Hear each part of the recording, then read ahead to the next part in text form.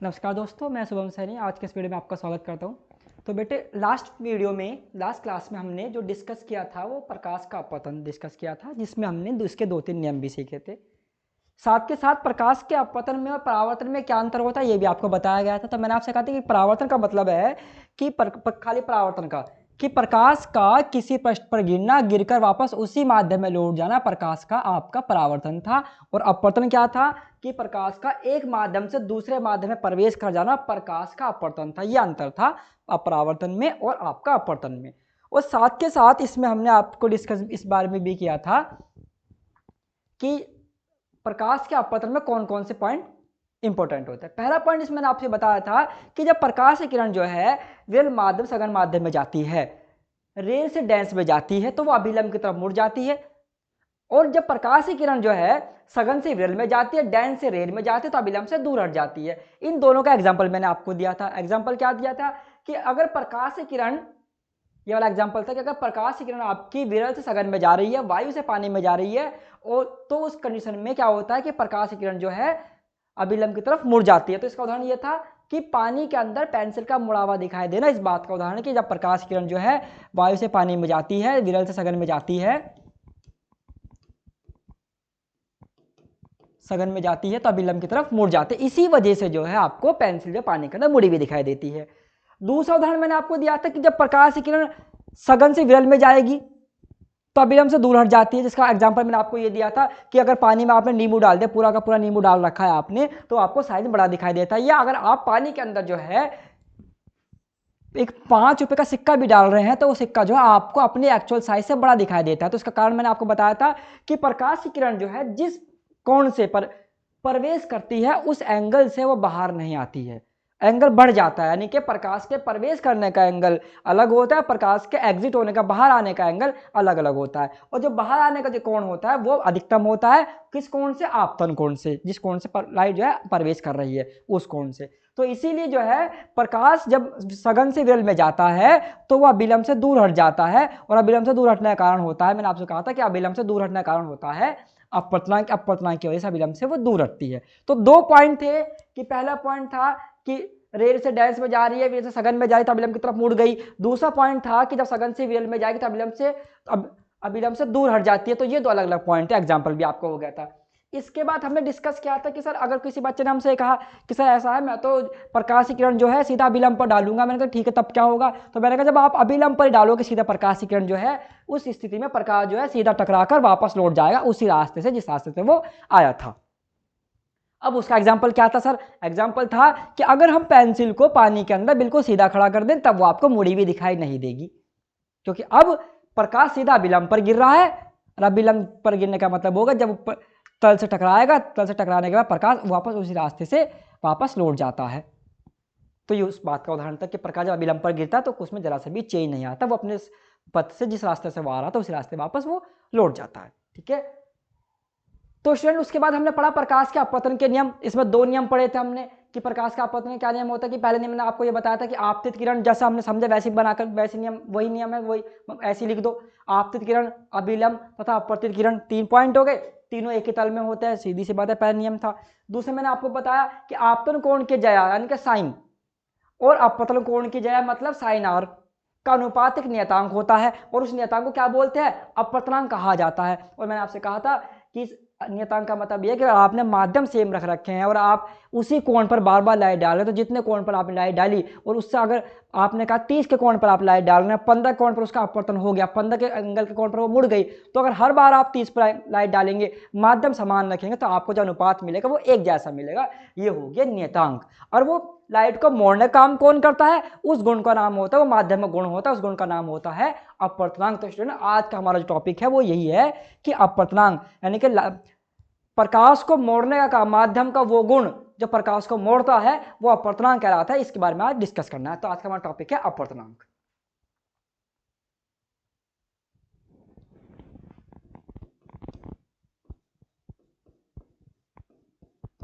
अपवर्तनांक, अपवर्तनांक अगर बात करें तो इंग्लिश में कहा जाता है रिफ्रैक्टिव इंडेक्स, रिफ्रैक्टिव इंडेक्स।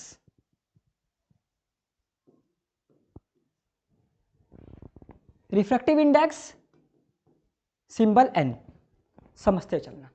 अगर इनकी परिभाषा पे ध्यान दे तो परिभाषा ये कहती है कि अपवर्तनांक जो होता है n, वो एक अनुपात है। अनुपात किस किस का?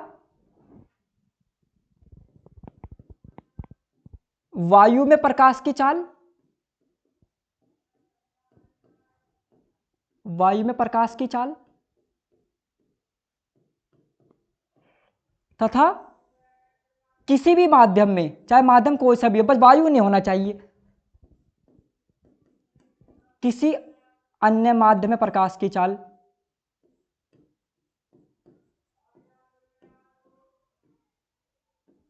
माध्यम में प्रकाश की चाल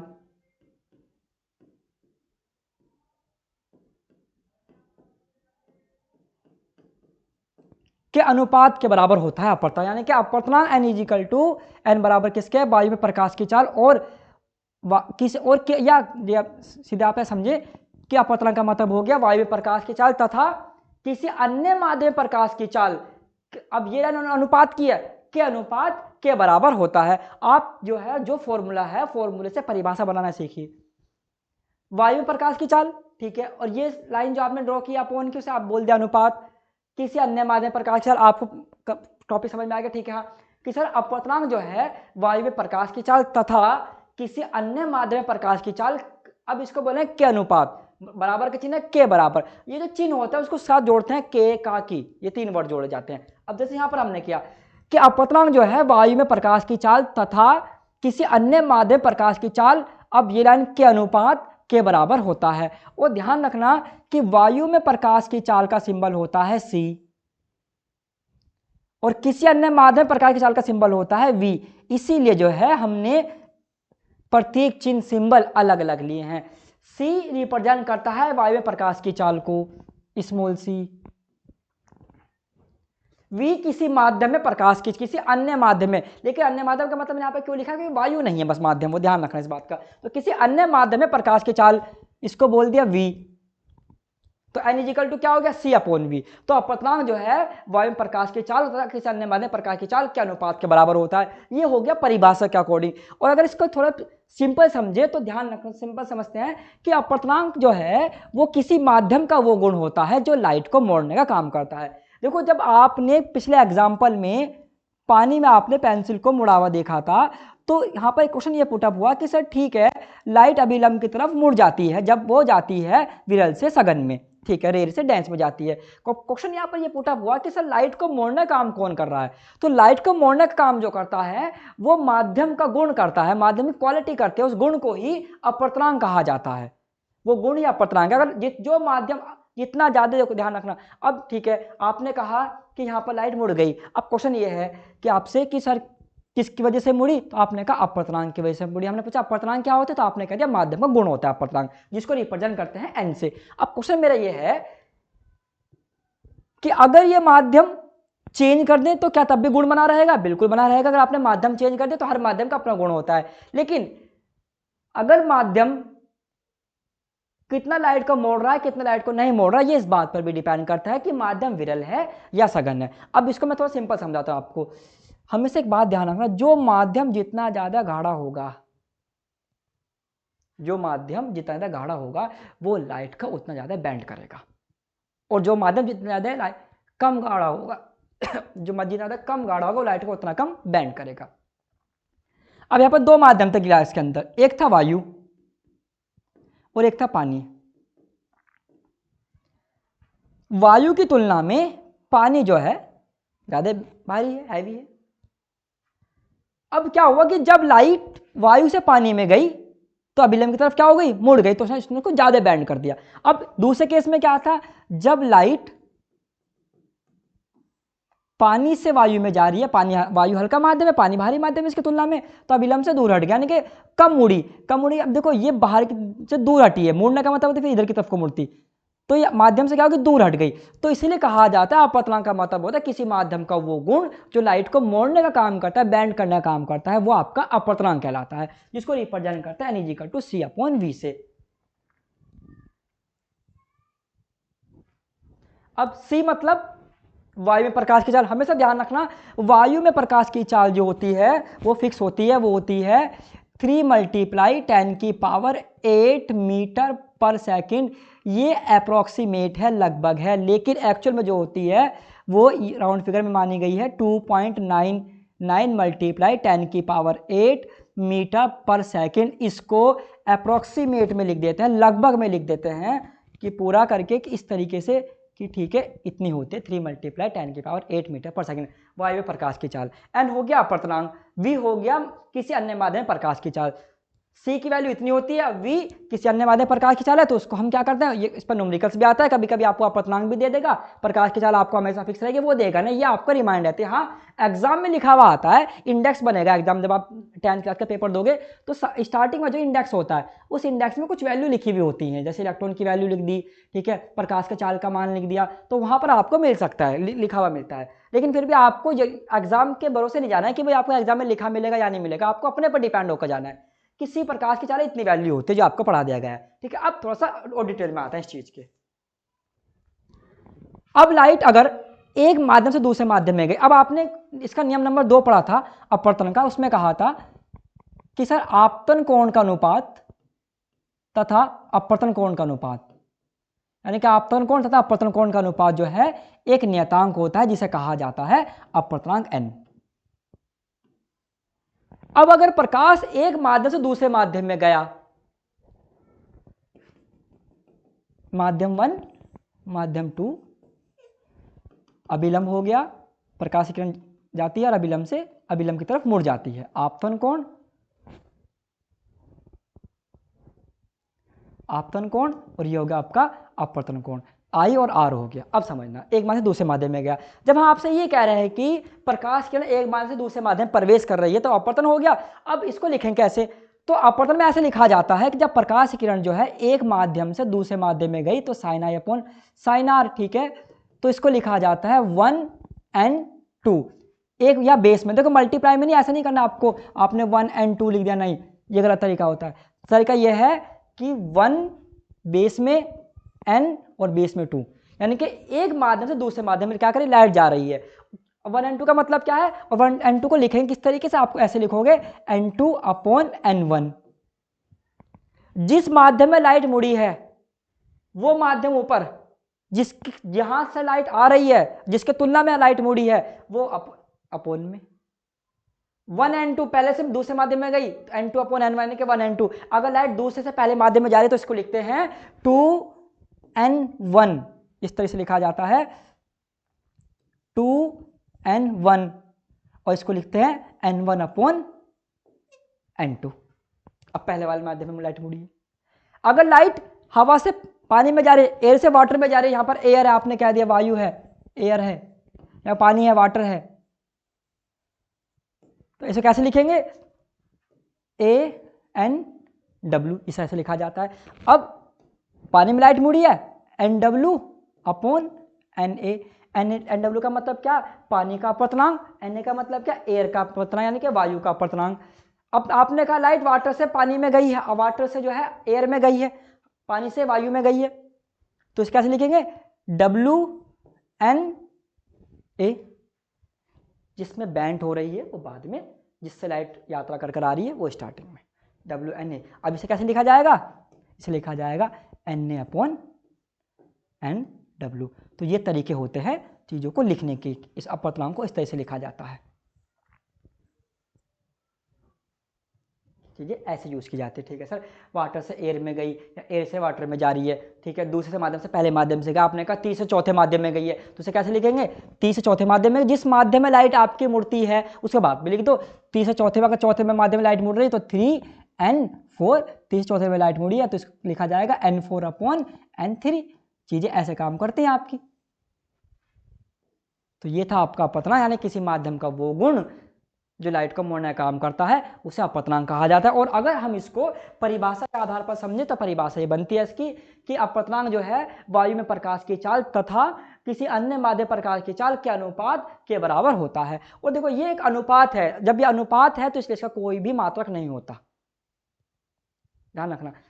अपवर्तनांक का मात्रक नहीं है, अपवर्तनांक एक अनुपात है, एक ही चीज़ का अनुपात है, चाल की स्पीड का अनुपात है, लेकिन अलग प्रकाश का की चाल का अनुपात है, लेकिन कब? जब वो अलग अलग माध्यम प्रवेश कर रही है। एक ही राशि है प्रकाश है, ये नहीं कि कोई यहाँ पर प्रकाश हो गया, यहाँ पर आपने प्रकाश के बजाय कोई जो इलेक्ट्रॉन पास करवा दिया, ऐसा नहीं है। एक ही है, प्रकाश की चाल यहाँ पर भी है, प्रकाश की चाल यहाँ पर भी, लेकिन क्या है? माध्यम अलग अलग हो रहा है। पहले वायु में थी, अब किसी अन्य माध्यम में हो रहे हैं, तो कहलाता है आपका अपवर्तनांक कहलाता है। ठीक है स्टूडेंट, तो ये आपका अपवर्तनांक हो गया। अपवर्तनांक का मतलब क्या हो? किसी अन्य माध्यम, किसी वायु प्रकाश की चाल तथा किसी अन्य माध्यम प्रकाश की चाल का अनुपात क्या कहलाता है? आपका अपवर्तनांक कहलाता है। और मैंने आपको एग्जाम्पल दूसरा भी दिया कि जो माध्यम किसी माध्यम का वो गुण जो लाइट को बैंड करने का काम करता है, लाइट को मोड़ने का काम करता है, उस गुण को कहा जाता है अपवर्तनांक। n equal to C upon में लाइट जा रही है अगर पहले मान से दूसरे माध्यम, तो हम इसको ऐसे भी लिखते हैं sine upon sine r equal to 1n2, और 1n पहले से दूसरे माध्यम में गई है तो n2 अपॉन n1। आपने कहा दूसरे से पहले माध्यम में लाइट जा रही है तो 2n1, n1 अपॉन n2। आप कह रहे एयर से वाटर में गई तो ANW, आपने कहा वाटर से एयर में गई है तो WNA। तो आप पर डिपेंड कर रहा है कि आपसे क्वेश्चन में पूछ क्या रहा है। ठीक है, तो जिस माध्यम में लाइट मुड़ती है वो ऊपर लिखा जाता है, और जिस माध्यम से लाइट आ रही होती है उसको नीचे लिखा जाता है, अपर में लिखा जाता है। ठीक है, तो यहाँ पर क्या हो गया? अपवर्तनांक हो गया। यहाँ तक बात क्लियर हो गया। अब अपने अगले टॉपिक पर आते हैं। हमारा अगला टॉपिक है अपवर्तनांक तक क्लियर होने के बाद कि सर ठीक है अब आते हैं लेंस के बारे में। देखो हमने दर्पण पढ़ा, दर्पण के बाद पहले सबसे पहला टॉपिक क्या पढ़ा? प्रकाश का परावर्तन पढ़ा। परावर्तन के बाद हमने दर्पण पढ़ा। दर्पण के बाद हमने दर्पण के कितने प्रकार के दर्पण होते हैं उनके बारे में डिस्कस किया, दर्पण के नियम डिस्कस किए थे। अब हमारा टॉपिक आता है अपवर्तनांक। अपवर्तन हमने पढ़ लिया, अपवर्तन के बाद आ गया अपवर्तनांक। अब अपवर्तनांक के बाद हम टॉपिक पढ़ते हैं अपना लेंस, लेंस के बारे में। ठीक है, तो समझते लेंस क्या होता है।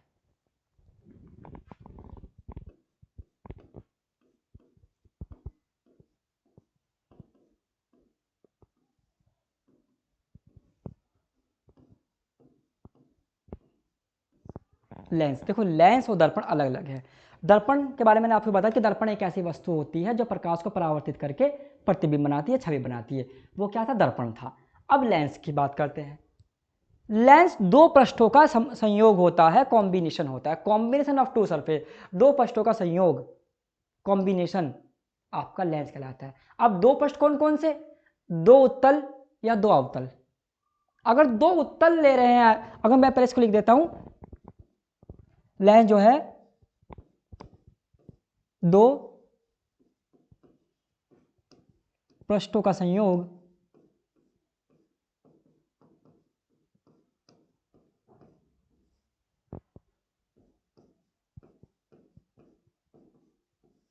लेंस कहलाता है। दो पृष्ठों का संयोग लेंस कहलाता है।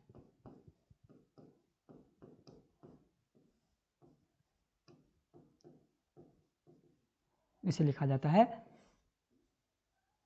कॉम्बिनेशन। संयोग मतलब combination of two surface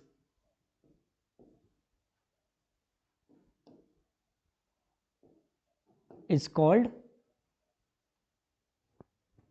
lens.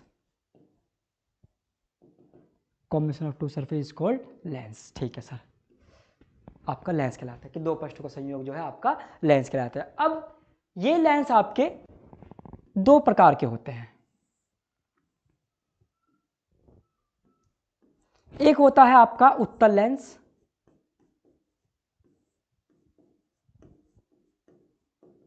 और एक होता है आपका अवतल लेंस। जैसे आपका दर्पण थे वही दर्पण है, देखो अब उसका रिवर्स हो गया। वहां दर्पण में उत्तल अवतल दर्पण थे, यहां पर भी उत्तल अवतल लेंस है। अब लेकिन मैंने आपसे कहा दो पृष्ठों का संयोग है। अब कैसे कैसे संयोग बनता है दो पृष्ठों को भी आपको बताया जाएगा, लेकिन पहले समझें कि लेंस क्या है, कि दो पृष्ठों का संयोग है, और ये दो प्रकार का होता है, एक उत्तल लेंस और एक अवतल लेंस।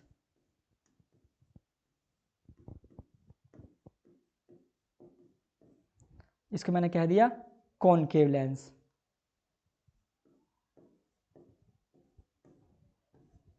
इसको कहेंगे कॉन्वेक्स लेंस। ठीक है, ये दो टाइप के आपके होते हैं, उत्तल लेंस और अवतल लेंस। अब इनके बारे में समझते हैं कि पृष्ठों का संयोग कैसे है, कैसे उत्तल लेंस बनते हैं, क्या इसकी पहचान होती है, क्या अवतल लेंस कैसे अवतल लेंस बनते हैं, और क्या इनकी पहचान होती है। ठीक है, अगर बात करें उत्तल लेंस की,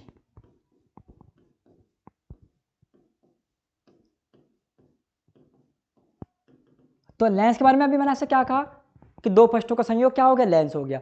उत्तल, अगर दो उत्तल पृष्ठ हम लें एक उत्तल पृष्ठ ये हो गया और एक उत्तल पृष्ठ ये हो गया, इनको मिला दिया दो उत्तल पृष्ठों को। देखो अगर आप इसको रिवर्स कर दो ना इस तरीके से तो फिर अवतल बन जाएगा। मैं उसने कहा उत्तल, तो एक उत्तल का पहचान क्या थी, उत्तल दर्पण कैसा था जो बाहर की तरफ को बढ़ावा हो, तो बाहर की तरफ को बढ़ावा तो ले लिया इधर की तरफ को, और एक इसके जैसा उत्तल पृष्ठ दूसरी साइड जोड़ दिया। ये क्या हो गया, उत्तल लेंस हो गया। और ये हो गई इसकी मुख्य अक्ष जो इसके सेंटर से होकर जा रही है, उसके सेंटर से केंद्र से होकर जा रही है, और इसे केंद्र को बोलते हैं प्रकाशिक केंद्र, ऑप्टिकल सेंटर। लेंस के सेंटर को कहा जाता है प्रकाशिक केंद्र। ठीक है सर, उत्तल लेंस, दो पृष्ठों का संयोग क्या हो गया, उत्तल लेंस हो गया। अब ठीक है, ये हो गया, आपने कहा लेंस कह दिया, ये ए पॉइंट, इसका लेंस का ये बी पॉइंट, और ये प्रकाशिक केंद्र हो गया। अगर मुझे इस पृष्ठ को कंप्लीट करना है, पूरा करना है, तो इसके सीधी सी बात, जैसे आपने उत्तल दर्पण में पढ़ा था कि उत्तल दर्पण में क्या होता है कि आपका प्रकाशिक केंद्र भी हो, सॉरी आपका वक्रता त्रिज्या भी होती है, वक्रता केंद्र भी होता है, फोकस दूरी भी होता है, ऐसे इन सब में होता है। तो ये क्या हो गया, उत्तल लेंस हो गया। दो उत्तल पृष्ठों से मिलकर बना है आपका उत्तल लेंस। और एक आपका होता है, दूसरा मैंने आपको बताया अवतल लेंस।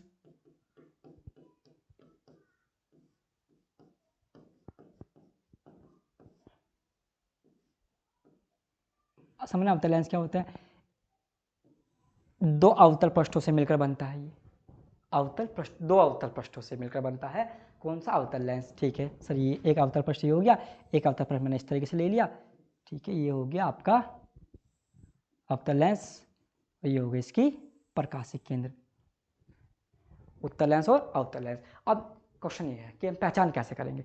देखो अगर कोई हमसे ये कहे कि आपकी आंखों पर पट्टी बांध दी पूरा, ठीक है, और पट्टी बांधने के बाद आपसे क्वेश्चन वो ये कर रहा है कि ये बताओ कि अब पहचान करो कि अवतल कौन सा है और उत्तल कौन सा है। बिना देखकर आपको हाथ में दोनों लेंस रख दिए गए, उत्तल भी रख दिया गया और अवतल भी रख दिया गया, और आपसे कह रहे हैं कि पहचान करके बताइए कि इसकी पहचान क्या है, कि कौन सा लेंस आपके हाथ में अवतल है या उत्तल है। अगर आँख बंद हो तो समझना पहचान क्या होती है। उत्तल लेंस बीच में से मोटा, थिक, और किनारों पर से पतला होता है उत्तल लेंस, यानी कि बीच में से उभरा हुआ है उत्तल लेंस। अगर आंख बंद है तो हमें दिख रहा है कि बीच में से उभरा हुआ है और किनारों पर से पतला है, तो ये कौन सा लेंस है, उत्तल लेंस है। अवतल लेंस की बात करें, अगर आंख में पट्टी बंदी हुई, अगर फिर भी पहचान करना है तो पहचान ये है कि अवतल लेंस बीच में से पतला, किनारों पर से मोटा, यानी कि ये वाला पार्ट मोटा है, बीच में से पतला है, तो ये पहचान किसकी हो गई, आपकी अवतल लेंस की हो गई। इस तरह से अगर आंखों पर पट्टी भी बंदी हुई है तो हम ये पहचान कर लेते हैं कि उत्तल लेंस क्या कौन सा है और अवतल लेंस कौन सा है। ठीक है, अब ये इसकी कौन क्या है, प्रकाशिक केंद्र है। ठीक है, ये भी इसके सॉरी प्रकाशिक मुख्य अक्ष, सॉरी प्रिंसिपल अक्ष जिसको कहा जाता है। अब उत्तल लेंस का दूसरा नाम होता है अभिसारी लेंस। अभिसारी लेंस भी कहा जाता है। क्यों कहा जाता है अभिसारी लेंस, क्योंकि उत्तल लेंस जो है अगर जब हम इसके ऊपर प्रकाश की किरण डालते हैं तो अभिसारी लेंस जो है, उत्तल लेंस जिसका नाम है अभिसारी लेंस क्यों कह रहा है कि तो ये सारी की सारी प्रकाशिक किरणों को एक बिंदु पर जो है अपवर्तन करके, अपवर्तन हो रहा है इसलिए लेंस जो है अपवर्तन के बाद पढ़ाए जाते हैं।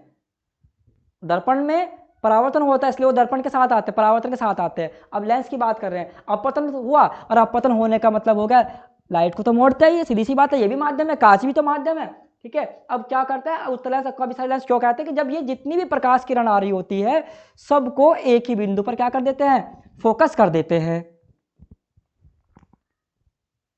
एक बिंदु पर मिला देते हैं, चाहे कितनी भी प्रकाश किरण आ रही हो, लेकिन वह प्रकाश किरण जो है क्या होनी चाहिए, समांतर होनी चाहिए, किसके, मुख्य अक्ष के।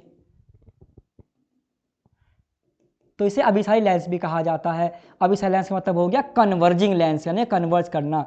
और इस तरीके से अगर आपके पास उत्तल लेंस है तो आप एक उत्तल लेंस को सूरज किरणों के सामने लेकर जाओगे और उस किरण को किसी भी कागज पर फोकस करोगे तो वो कागज को जला देती है। आपने एग्जाम प्रैक्टिकल करके भी देख रखा होगा कि कोई लेंस, बच्चे क्या करते हैं, लेंस लेते हैं और सूरज की तरफ कर देते हैं, सामने कागज रखते हैं, कागज में आग लग जाती है। वो कारण क्या है, वो आपका कौन सा लेंस है, उत्तल लेंस है। वो आपका अभिसारी लेंस है कि सारी सारी किरणों क्या कर रहा है, एक ही पॉइंट पर क्या कर देता है, कन्वर्ज कर देता है, मिला देता है। अब अवतल लेंस की बात करें, अवतल लेंस में क्या है, अगर प्रकाश की किरणें अवतल लेंस पर समांतर जा रही हैं, इस अभिसारी अवतल लेंस का इसका नाम होता है अपसारी लेंस। अपसारी लेंस। सर ये क्या काम करता है? अपसारी लेंस का काम ये है कि जैसे इस पर जितने भी प्रकाश किरण डाली जाती हैं तो ये सारी की सारी प्रकाश किरणों को फैला देता है, डाइवर्ज कर देता है, इसीलिए इसको अपसारी लेंस कहा जाता है, जिसका मतलब होता है डाइवर्जिंग लेंस। डाइवर्जिंग लेंस, ठीक है। तो ये होता है आपका उत्तल लेंस और ये आपका होता है अवतल लेंस। अभी मैंने आपसे क्या कहा कि दो पृष्ठों का संयोग क्या कहलाता है? आपका लेंस कहलाता है, कॉम्बिनेशन ऑफ टू सरफेस, जो कि दो टाइप का होता है, उत्तल लेंस और अवतल लेंस। उत्तल लेंस मैंने आपको क्या बताया? उत्तल लेंस कौन से लेंस होते हैं? उत्तल लेंस वे लेंस होते हैं जो बीच में से मोटे, किनारों पर से पतले, और अवतल लेंस जो बीच में से पतले, किनारों पर से मोटे होते हैं। ये पहचान होती है। उत्तल लेंस को अभिसारी लेंस भी कहा जाता है, अवतल लेंस को अपसारी लेंस भी कहा जाता है। क्यों कहा जाता है? कि जितनी प्रकाश की किरणें आ रही होती हैं मुख्य अक्ष के समांतर, ये सारी किरणों को एक बिंदु पर फोकस कर देती हैं और यही काम ये करता है। लेकिन इसका फोकस बिंदु जो है आपका लेफ्ट हैंड साइड में होता है अवतल का। ऐसा लगता है कि जैसे प्रकाश किरण जो है वो यहां से आ रही है, ऐसा प्रतीत होता है। तो अब ठीक है सर, ये बात भी हो गई कि उत्तल लेंस ये हो गया, आपका अवतल लेंस हो गया। अब बात करते हैं कि सर इसकी यू वी एफ आर की, इसके भी चिन्ह के बारे में। यू मतलब वस्तु की दूरी, वी मतलब प्रतिबिंब की दूरी, प्रतिबिंब की स्थिति, एफ मतलब फोकस दूरी, आर मतलब रखता त्रिज्या।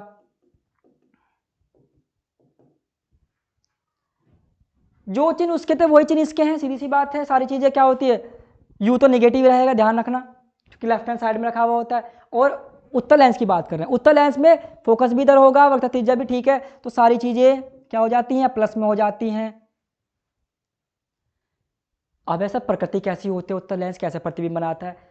तो मैंने आपसे कहा था कि लेंस दर्पण का उल्टा लेंस में होता है।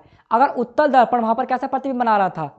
आभासी प्रतिबिंब बना रहा था, तो यहां पर जो है उत्तल लेंस जो है वास्तविक प्रतिबिंब बनाता है, और वास्तविक प्रतिबिंब उल्टा प्रतिबिंब होता है। इसकी प्रकृति होती है वास्तविक और उत्तल दर्पण की होती है आभासी। इसकी बात करें तो यू वी एफ और आर, इसमें सब नेगेटिव, जो चिन्ह उसका था वही चिन्ह इसका है, क्योंकि लेफ्ट हैंड साइड होगी फोकस दूरी। आप देख रहे हैं कि फोकस लेफ्ट हैंड है, वस्तु भी लेफ्ट हैंड साइड है, तो वक्र त्रिज्या भी लेफ्ट हैंड साइड होगी, ठीक है। आज तक। और अवतल लेंस, अवतल दर्पण का उल्टा किस में है? अवतल लेंस में। अवतल दर्पण कैसा प्रतिबिंब बनाया था? वहां पर वास्तविक, जहां पर अवतल लेंस जो आपका प्रतिबिंब बनाएगा उसकी जो प्रकृति होगी वो प्रकृति आपकी होगी आभासी।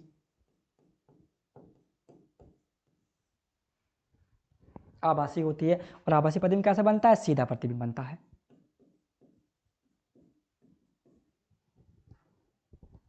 तो ये ऐसे काम कर रही होती है।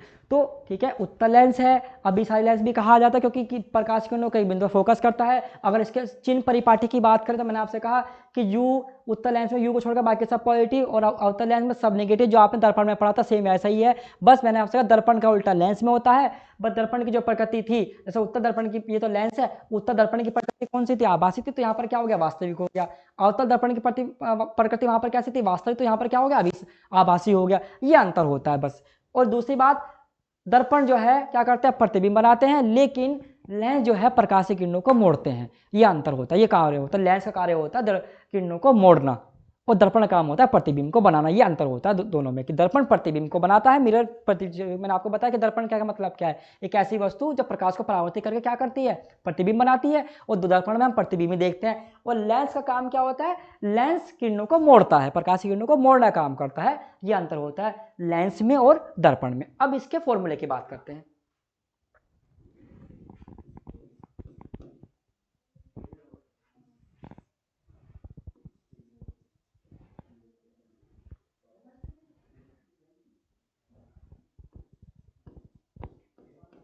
दर्पण का सूत्र है क्या है? 1/v plus 1/u equal to 1/f, ठीक है। और मैंने आपको चिन्ह बताया था इसमें u। अगर दर्पण की बात करें, दर्पण में आपका रेखावर्धन भी होता है। रेखावर्धन में था m इक्वल टू, यहाँ पर प्लस है तो माइनस के v/u।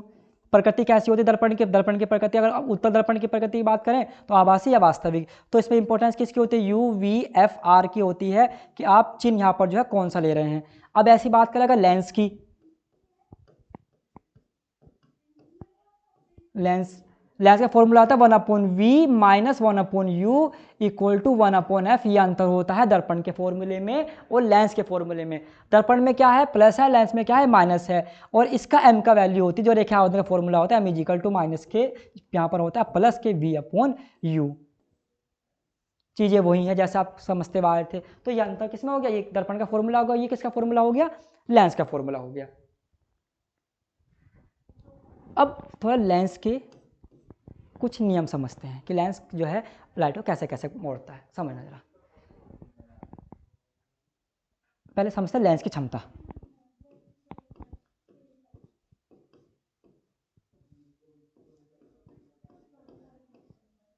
लेंस की क्षमता, लेंस की क्षमता मतलब सिंबल होता है P।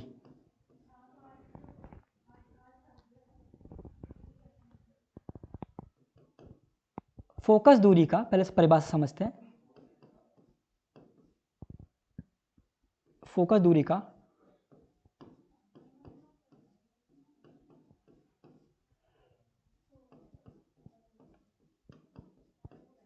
व्युत्क्रम लेंस की क्षमता कहलाता है।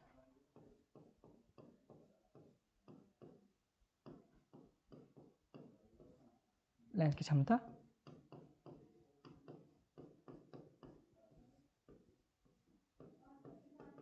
कहलाता है। इसका मात्रक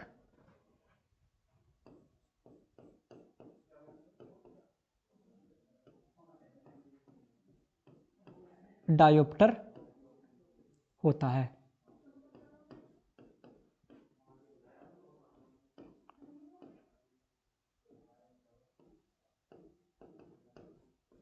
इसे डी, डायोप्टर को डी से, इसे डी से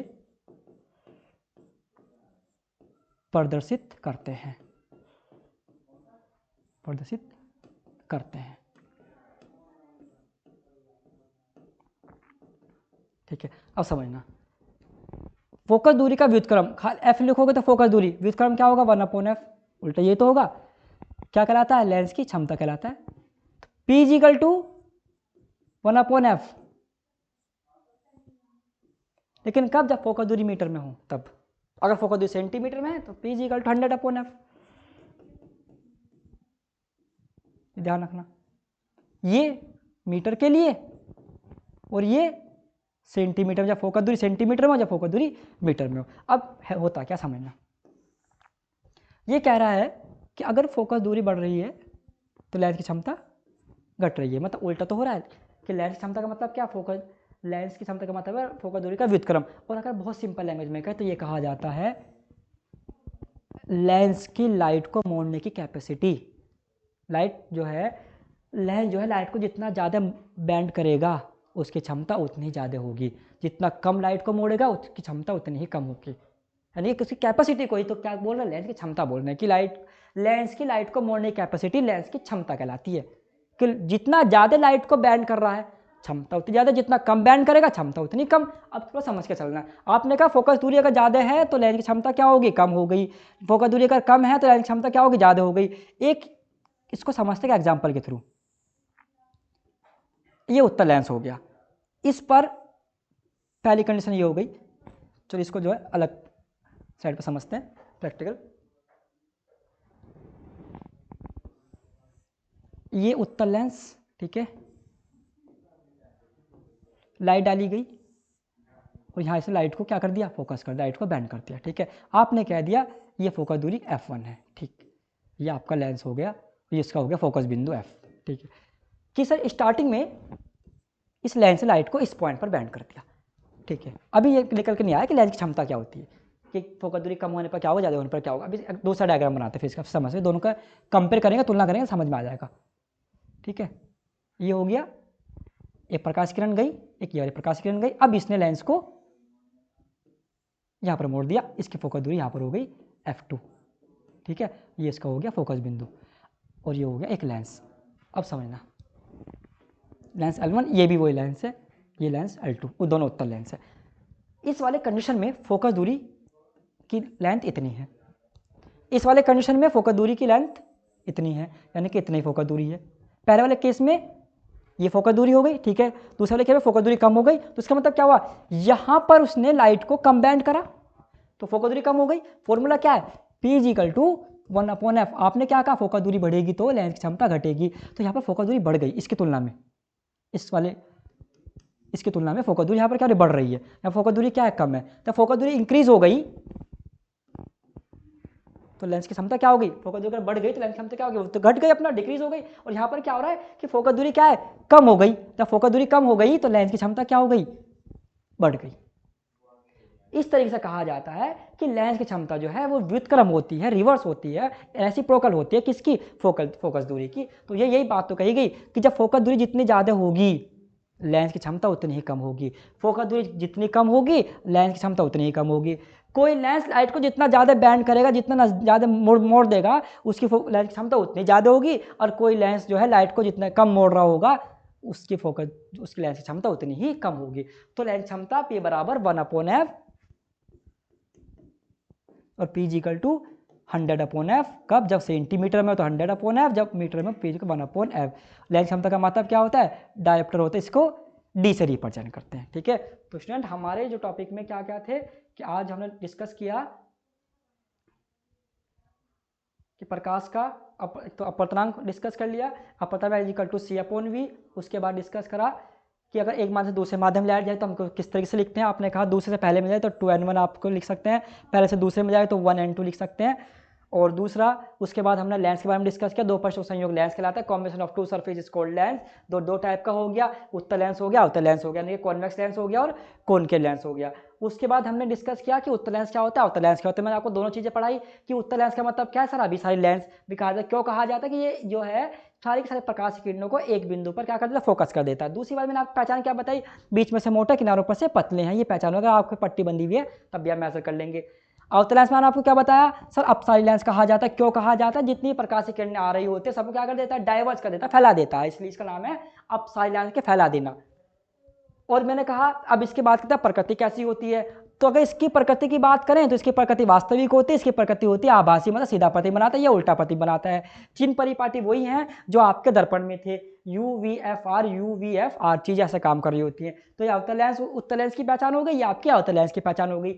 उसके बाद हमने पढ़ा कौन सा टॉपिक, दर्पण लेंस के फॉर्मूले में क्या अंतर है, 1/v दर्पण का था और ये रेखा आवर्धन का था। अब लेंस का रेखा आवर्धन समझ लेते हैं। जैसे दर्पण का रेखा आवर्धन था, दर्पण की रेखा आवर्धन जिसका रिप्रेजेंट किससे करते हैं, M से रेखा आवर्धन माइनस के V/U या M = S2/H1।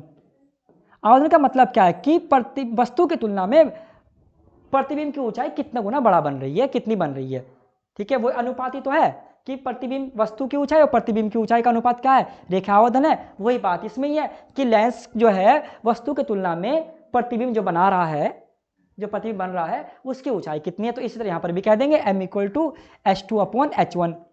बस अंतर यहाँ पर ये पड़ जाता है कि यहाँ पर रेखा आवर्धन में जो आपको पहले रेखा आवर्धन पढ़ा है सेम उसी तरीके से है कि रेखा आवर्धन, अगर लेंस के रेखा आवर्धन की बात करें तो उसमें यही बात करेंगे, रेखा आवर्धन जो है वस्तु पर बीम की ऊंचाई तथा प्रतिबिंब की ऊंचाई का अनुपात रेखा आवर्धन कहलाता है। बीम की H1 मतलब वस्तु की ऊंचाई, H2 मतलब प्रतिबिंब की ऊंचाई, तो वस्तु की ऊंचाई तथा प्रतिबिंब की ऊंचाई का अनुपात जो है रेखा आवर्धन कहलाता है।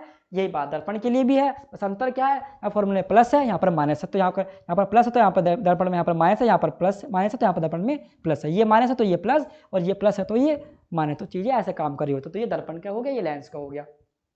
आफ्टर दैट डिस्कस किया लेंस की क्षमता, तो फोकस दूरी का व्युत्क्रम कहलाता है, लेंस की क्षमता कहलाता है। इसका मात्रा क्या डायोप्टर होता है, इसे D से प्रदर्शित करते हैं। तो P = 1/f, मैंने आपको फॉर्मूला लिखा है, P = रेसिप्रोकल मतलब व्युत्क्रम मतलब उल्टा 1/f, किसका फोकस दूरी का, इसलिए P = 1/f। फोकस दूरी अगर मीटर में है तो P = 1/f, सेंटीमीटर में तो 100/f, क्योंकि 1 मीटर बराबर 100 सेंटीमीटर, इसलिए जो 100/f करा गया, ये अंतर हो गया। उसके बाद हमने लेंस के बारे में समझा कि सर ठीक है फोकस दूरी कैसे कम ज़्यादा होती है, तो मैंने आपसे कहा कि लेंस की क्षमता का आप ये भी समझ सकते हैं, जो लेंस लाइट को ज़्यादा बैंड कर रहा है उसकी क्षमता ज़्यादा है, और जो लेंस लाइट को कम बैंड कर रहा है उसकी क्षमता कम है। अब यहाँ पर जो है इस दोनों का एग्जाम्पल मैंने आपको लिया कि इस लेंस की तुलना में ये लेंस लाइट को कम मोड़ रहा है, इसकी फोकस दूरी ज़्यादा आ रही है, इसकी फोकस दूरी कम आ रही है। इसका मतलब क्या हो गया, इसकी क्षमता ज़्यादा है, इसकी क्षमता कम है, क्योंकि इसकी फोकस दूरी कम है तो क्षमता ज़्यादा है, इसकी फोकस दूरी ज़्यादा है तो क्षमता क्या है, कम है, तो व्युत्क्रम हो गया। तो चीज़ें ऐसे काम कर रही होती है। तो बेटा यहाँ पर जो है हमारा आज का जो चैप्टर था प्रकाश तथा प्रकाश का परावर्तन अपवर्तन जो है वो कंप्लीट हुआ। अब जो है अगले चैप्टर में हम अगले जो क्लास हमारी होगी हम इसके थोड़ा न्यूमेरिकल डिस्कस करेंगे, साथ के साथ हम डिस्कस करेंगे इसके कि लेंस के जो नियम है वो कैसे काम करते हैं, लेंस कैसे काम करता है, प्रतिबिंब कैसे बनाता है, कि लेंस के जैसे आपने कहा था कि दर्पण के द्वारा प्रतिबिंब बनाने के नियम ऐसे बनेगा आपका लेंस के द्वारा प्रतिबिंब बनाने के नियम। ठीक है, तो वहाँ पर हम ये डिस्कस करेंगे। तो स्टूडेंट ये हमारे टॉपिक हो गया, आज की क्लास जो हमारी यहाँ तक थी, इसमें आपको जहाँ भी डाउट्स हो आप सीधा पूछ सकते हैं। ठीक है, okay student, thank you very much, आज के लिए इतना है।